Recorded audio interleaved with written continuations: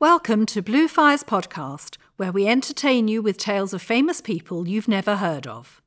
Each week, Steve, Lottie or Linda will guide you through the centuries to shine the spotlight once again on entertainers that history has forgotten. Join us for drama, interviews and the occasional chat over a bottle of wine as we discover that the topics of plague, poverty and overnight stardom are not unique to the 21st century.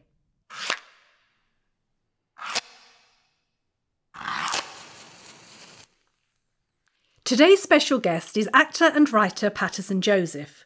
Possibly best known for his television work, which includes Peep Show, Law and Order UK, and most recently playing the ambitious politician Kamal Hadley in the BBC's Noughts and Crosses, Paterson also has an impressive track record of theatre work, including seasons at both the Royal Shakespeare Company and the National Theatre. He is also the author of Julius Caesar and Me, exploring Shakespeare's African play, and Sancho, an Act of Remembrance, the solo play based on the life of Charles Ignatius Sancho, who is the subject of today's podcast.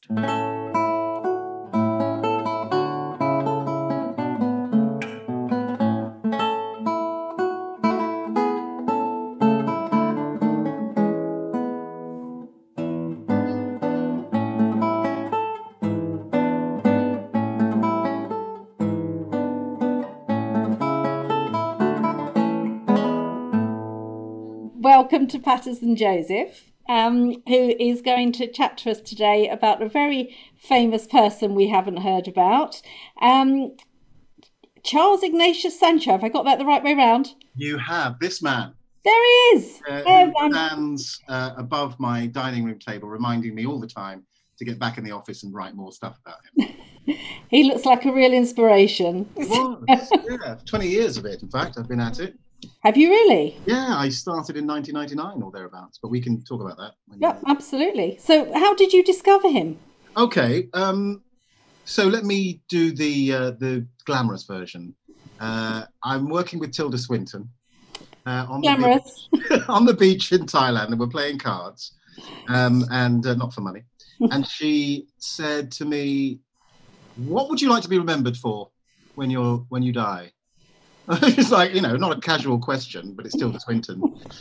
So I said, oh, and I immediately said this without even thinking about it. I said that I want to write a play, a book, a TV series, a film about Black Britain before 1948 and my parents' generation, the Windrush generation. Because I'd heard so many stories about it, and I want young Black people to feel part of British history and not just the negative slavery part. And she said, oh, great, well, did you go do that? I can't even remember what she said she was going to do. I'm sure she's achieved it, knowing her. But that's what started the ball rolling, and that would have been 1998. Started the ball rolling in me trying to do something about it. So in 99, I got myself a bunch of many books as I could possibly find on Black British history. A lot of them are very good.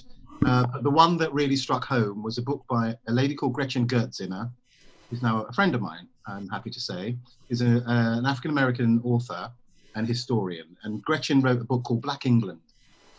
And in Black England, I discovered Septimius Severus, Roman governor, but governor of Britain, in the second, I think, or third century AD, third century AD, I think. And he, second century, and he was from Libya. This man was from Libya, and he was our governor for many, many years. And when Is he the guy who built the walls around the city of London? No, he was more protecting the north from the Scots. Uh-huh. They were then known as the Caledonians and the Celts. But he was responsible for rebuilding Hadrian's Wall and protecting the south, and almost giving up invading the north and making it sort of more of a separate country.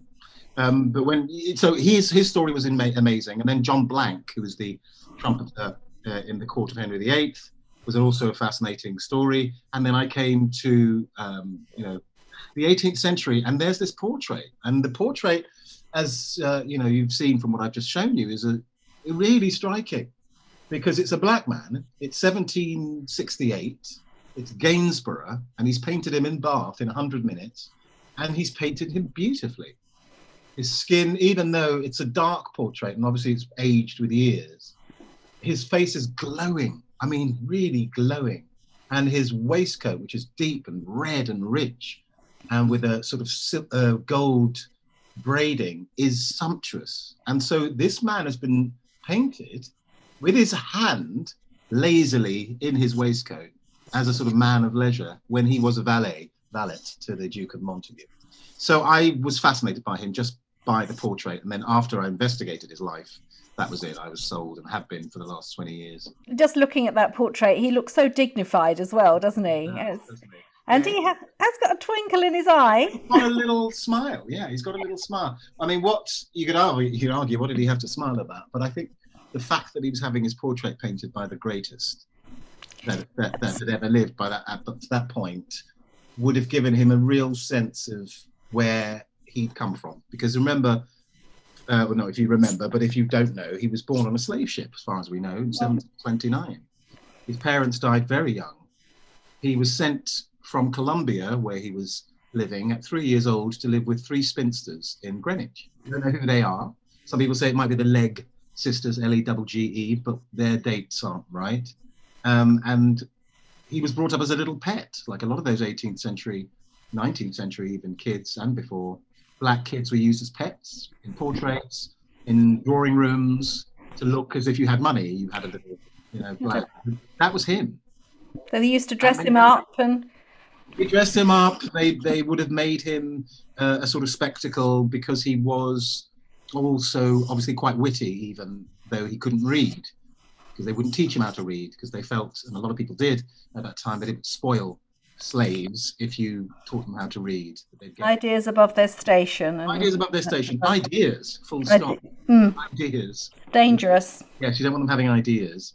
And so he ran away from home when he was about 6 or 7, and he was found fortuitously in Blackheath Park by John, Duke of Montagu, who was a very kindly man and who really was an advocate for black intelligence, black freedom. And I know that sounds strange to us now, but there was a time when people thought that the status quo was correct, and that black people didn't have intelligence, etc. So there he was, and he'd done it several times with other people, other black people, John, Duke of Montagu. So he took him up, and he basically sent him home, of course, but gave him books secretly.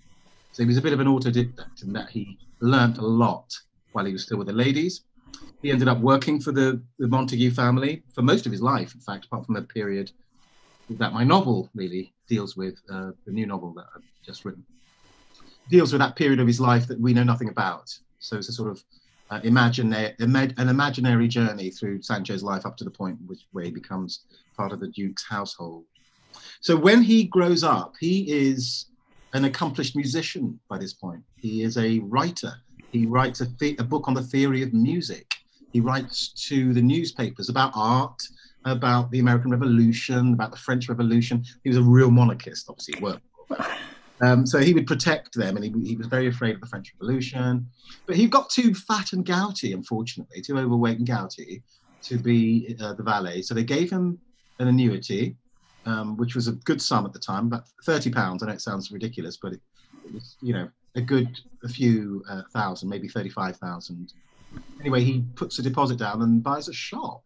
He buys a shop, and the shop allows him to be a proprietor. And if you have property and you're male, very important that you be male, but you have property, you can vote in 1774 and then 1780 when he did. So he becomes the first black man that we know on record to vote in an election in this country. And he dies the year that he votes the last time in 1780.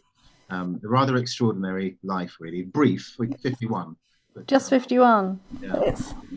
He certainly packed a lot in, because didn't he do some acting as well? He was friends with David Garrick. He was. See, our information about him is so sketchy, and mainly comes from a guy called Joseph Jekyll, who was his, I suppose, a biographer, but really he wrote a preface to the letters. Sancho wrote hundreds and hundreds of letters, and they were published in 1782, 2 years after he died, made a lot of money for his family.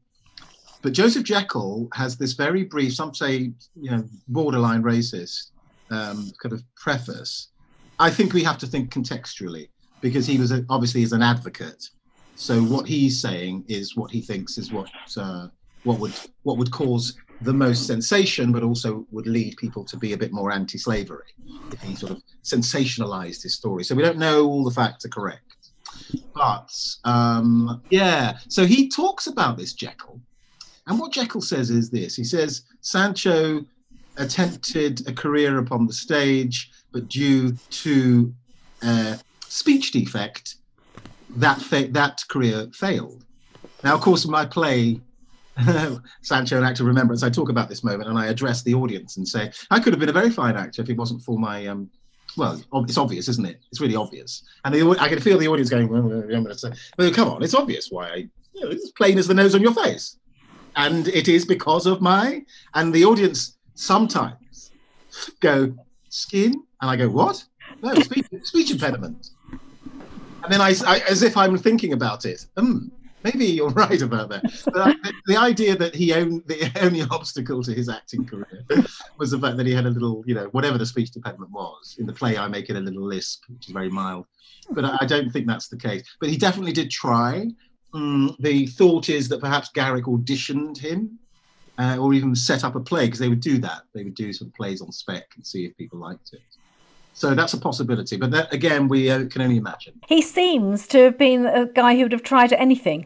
Yeah. It's just, full of beans, really. He really was. I mean, he's probably affected me more than any character I've ever played. I suppose because I've lived with him longer. I kind of created a version of him. Of course, it's my version. I don't own him. Somebody wants to do it, and people are trying to do to the films and TV things where he appears.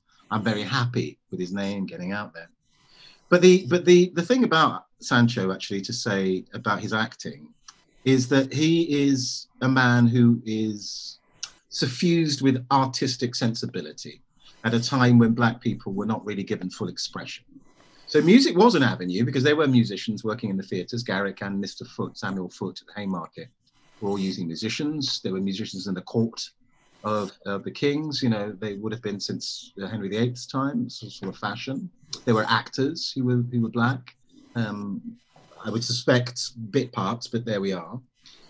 So his music, his acting, his writing are all, for me, indicators that he wanted to have a voice, an artistic voice.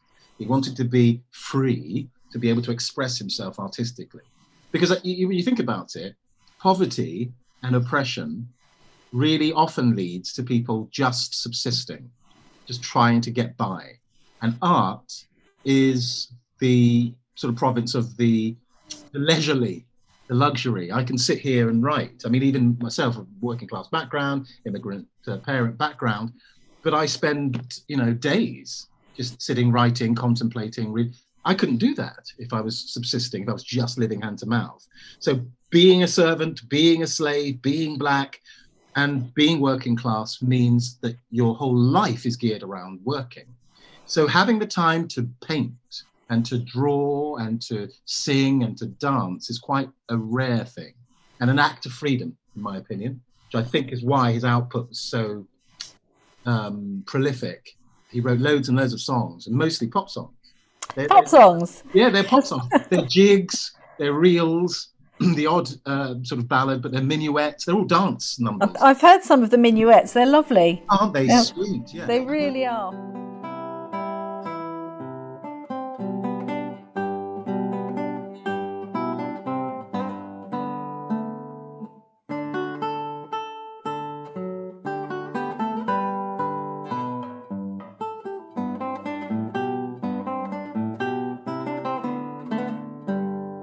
I was looking in the second novel to put a bit of his, the lyrics of one of his songs in there, but could I find any lyrics? Apart from Friendship, which is much later than the period I'm writing, and Friendship, Source of Joy, which is a beautiful song.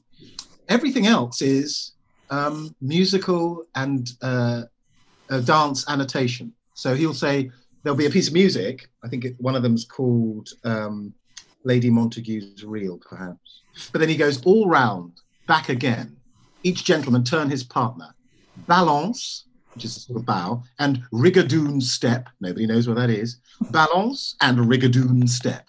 So I sort of dance with the audience when I'm doing that as a play. But those are his words, and he's got loads of songs where he goes, so the first couple go to the right, the second couple go to the left, the third couple goes down the center, they turn, they balance, they swap partners. And this is what he does. So his mind was that sort of artistic performer mind, and he was a sort of choreographer as well as a writer. So there is, I call it a sort of militant joy in this. It's like, despite everything, I'm going to write some dance music.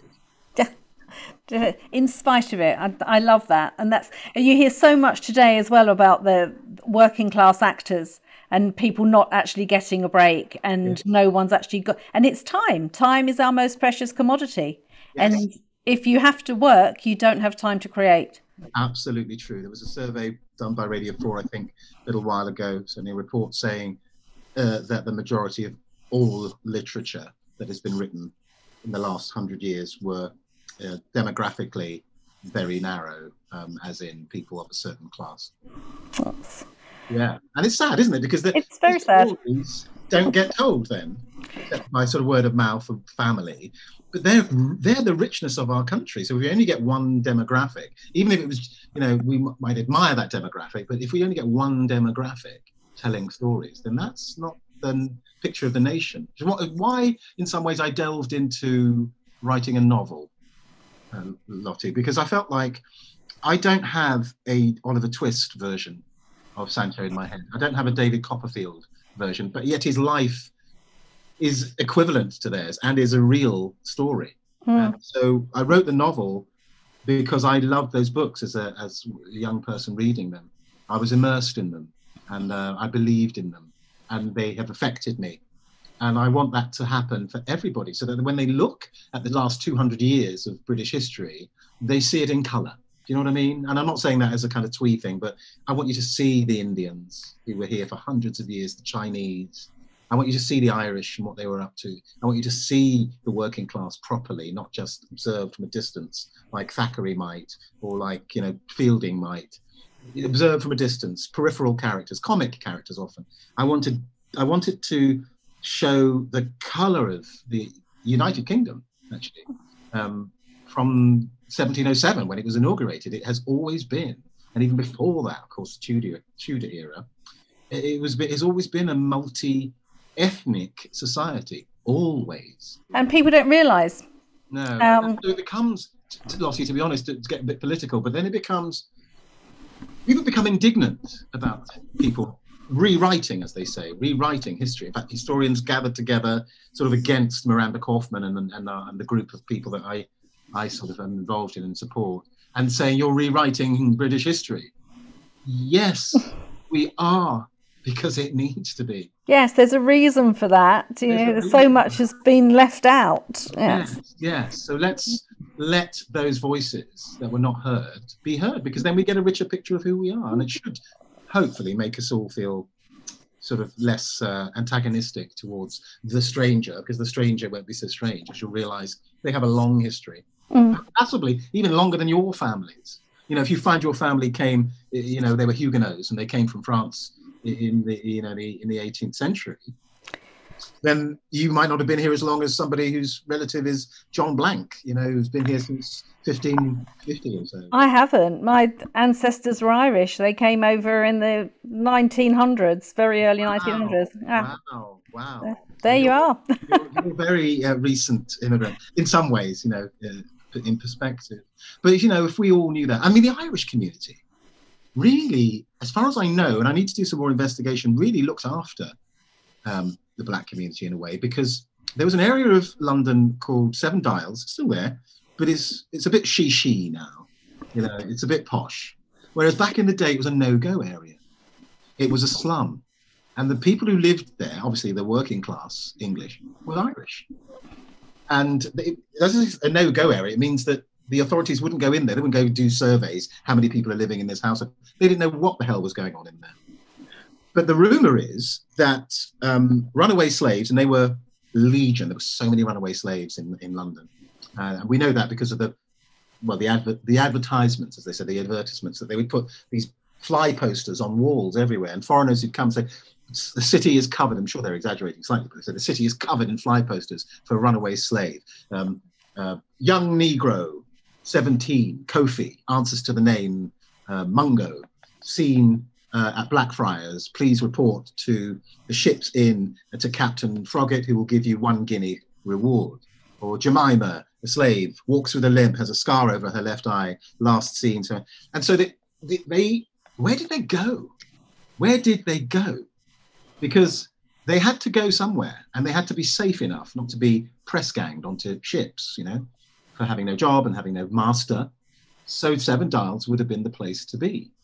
You can go in there and disappear. You can still work, scurry back in at night. You know, the authority, they didn't have police, you know, there wasn't an immigration service, so they could disappear. And the Irish and the blacks were very linked, which is also why I believe the music would have been linked too. And I have a fair bit of music in the book that I've written, because I've always imagined these black frolics, black hops, as people have described them, as these gatherings. And they would say they were playing their instruments, and they'd say some of the instruments, but they wouldn't say all. And they'd say, and they were there with their Negro women. I'm like, well, they might have been, but what if they would have been? But they were also married to whites. Lots of black people married to whites, so they would have been there too. And then there were the Irish. The Irish would have been there, and they love a bit of a ceilidh. They certainly do. Africans love a bit of a ceilidh. There would have been Indian people there, so what would they have been playing? So that music, which we don't know anything about because they weren't interested in it, the historians of that demographic, they weren't interested in that cacophony.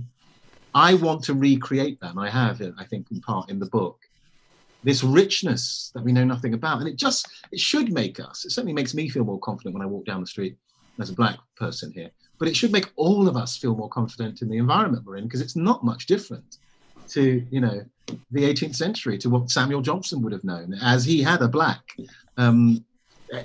ostensibly, you know, a sort of servant, but he became his ward and became his heir. Samuel Johnson's man-servant, as it were, Francis Barber, was born in St Kitts and came over here when he was probably 11 or so.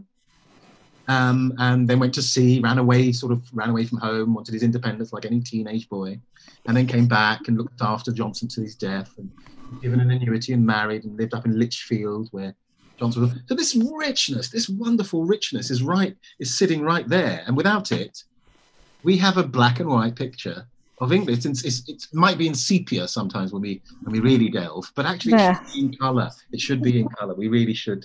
Yeah, couldn't agree more. And it's interesting that Seven Dials, where all that illicit stuff was going on, just round the corner from Drury Lane, where all the posh people would have been going to the theatre and the opera. But, you know, there was a sign on windows. An older Irish actor told me this when he came to this country, and I don't know if people know this, but there used to be signs on landladies' windows saying no Irish, no blacks, no dogs. Horrible. So you're walking past trying to get a place and you see this, no blacks. Okay. But my friend John said, well, what they actually used to say sometimes was no Irish, no blacks, no dogs, no actors. You would have been stuffed, he said. But there is to me, that's so hilarious that there is a kind of shadow history that we don't know anything about. Yet it's rich, it's funny, it's cooperative. You know, I'm sort of obsessed with it, I suppose, because we're such a divisive society at the moment. But that's because we don't know where we've come from, and we certainly don't know where we're going after that. But I really do think that we don't know our history. We don't know it well enough, and we're not interested in it enough. And it may be that if you add these flavors, people will, because they'll start to see the world a bit like their world. As opposed to, this is the way these people used to do stuff, and that's very different to mine, and I don't have any relation to it. Actually, it helps people see their world as, you know, having a long history rather than just, it's only the 20th century. We've had all these different ethnic groups here. Something that certainly we always say when we're doing the publicity for our little shows is that nothing ever changes. Yeah. So, you know, the theatres were closed during the plague, and they were closed again during the war, and they're closed now for another reason. Yeah. You know, it's and it's the same with families and social history. You know, everyone has the same problems. You know, every family fights and whatever. Mm-hmm. And you're right. You know, to actually be able to see all of it in colour properly a wonderful thing. So keep at it. When's the novel out? Well, that's the $60,000 question. It is hopefully going to be. I want it to be out in 21, but it seems that these things take time. Slowly grinding wheels. But I do have a publisher who's interested, and it's the publisher I wanted to go with. So I'm very happy. All being well, it's quite a long novel, and it's only half his life. I'm calling it Volume 1. It's kind of daring, obviously. But there we are. But she, I have. I don't know. I mean, I feel like. When the novel comes out, it will be the right time, but it's probably 22. Right, and the play continues. I know. The play continues regardless.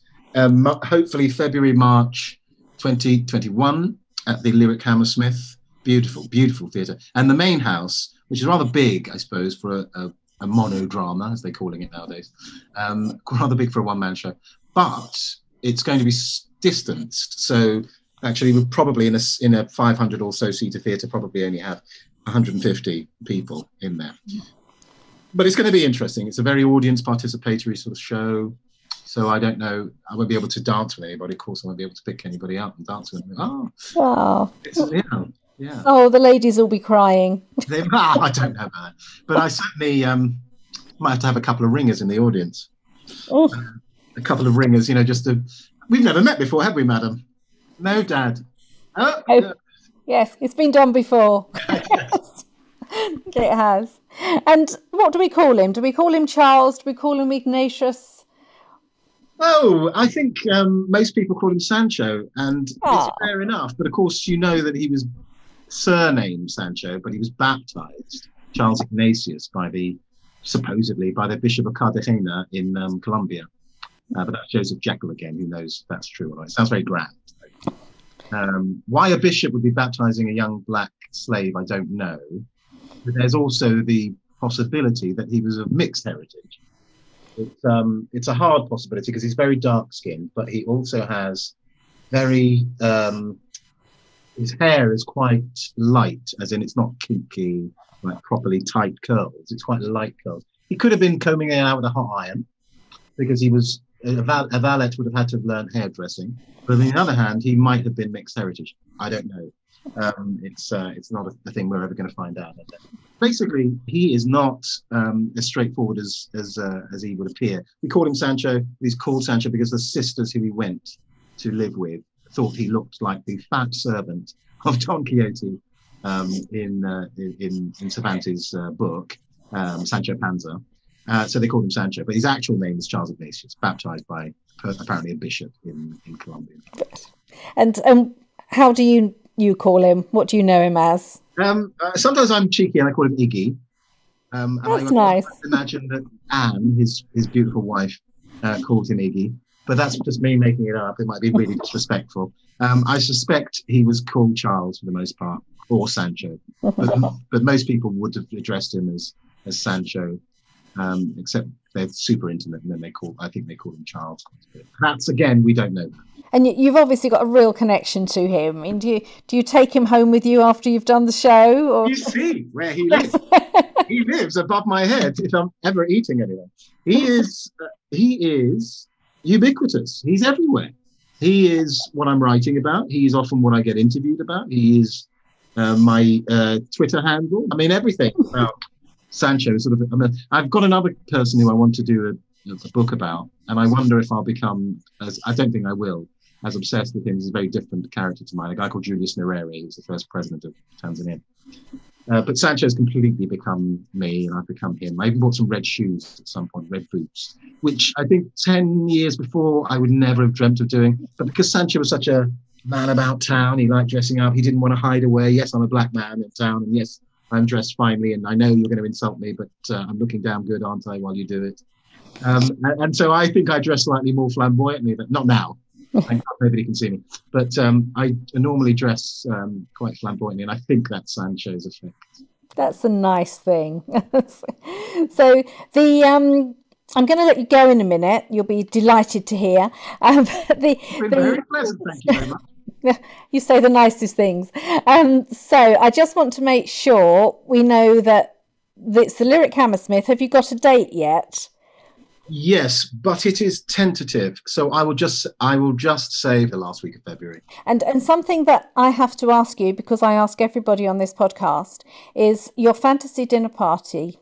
Okay, well, I'd like to invite Sancho, obviously, and his wife. I really want to know about Anne. Women don't get much say in history. And if they write it themselves, it's usually a diary or a journal and gets either lost or disrespected in some way. So Anne's story as a black woman, so obscure. The only thing we know about her is he loved her to the very end, adored her, spoke about her as his better half, his other soul, his best self. You know, I mean, he loves her to bits. That's who I'd want to invite. And then, so those two definitely sitting there. Obviously Julius Nyerere, because I'd like to find out how he managed to bring Tanzania from under, the British colonial rule to the first African country and one of only two, I think, who chose an African language as their national language. He translated Julius Caesar, Merchant of Venice, and Macbeth into Kiswahili to prove that it was good enough for the best of English literature. So I'd like to sit and chat with him about that. Who else would I have? So that's 4 of us. No, that's a pretty good one. Maybe just those for the time being. Oh, that's nice. It's small but select gathering. Yeah, I don't like huge gatherings anyway, so it'd be good. I can really interrogate them.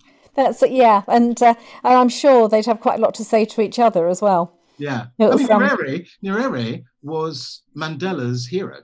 The first thing he did, and in his first speech, I think, after getting out, he thanked him for all his help, because the ANC in exile, their headquarters was in Dar es Salaam in Tanzania.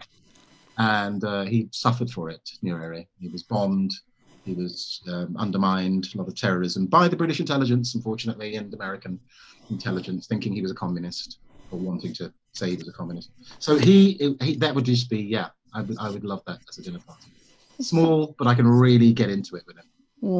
Yeah, that would be great. Well, I should come a waitress for you so you can spend all your time with your guests. You can be my 5th guest. There we are. You're really good at interviewing, so you can interview them. Oh dear. Well, thank you so much.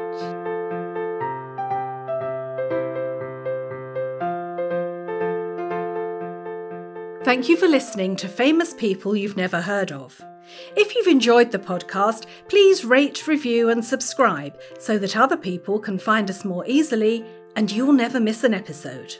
If you'd like to support our work, it's easy to do. Just go to www.patreon.com/Bluefire Theatre. And don't forget to follow us on Facebook, Instagram and Twitter.